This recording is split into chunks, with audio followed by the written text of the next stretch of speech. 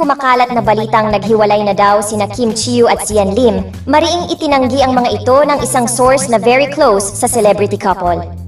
Ayon sa source, hindi pa raw tapos ang kanilang pagmamahalan at patuloy pa rin silang nagtataguyod ng kanilang ugnayan. Dagdag pa nga ng source ang balitang may plano raw si Sian Lim na mag-propose sana ngayong taon, ngunit sa kabila ng maraming mga dumating na proyekto kay Kim Chiu, ay naudlot nga ito. Ayon pa sa source, inaasahan na magkakaroon sila ng sapat na panahon para sa isa't isa kapag natapos na ang kanilang mga commitments. Sa pagdating ng tamang pagkakataon, abangan raw ng mga fans ang susunod na magiging bakasyon ng dalawa dahil isang romantic proposal nga ang magaganap. Hindi naman maikakaila na ang dalawang stars ay parehong busy sa kanilang mga karera.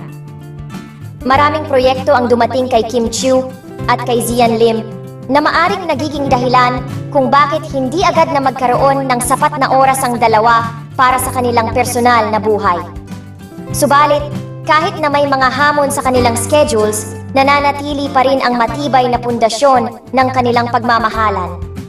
Bagamat wala pa naman kumpirmasyon kung totoo ba talaga ang sinasabi ng source, maraming fans ang umaasang going strong pa rin ang Kimchi.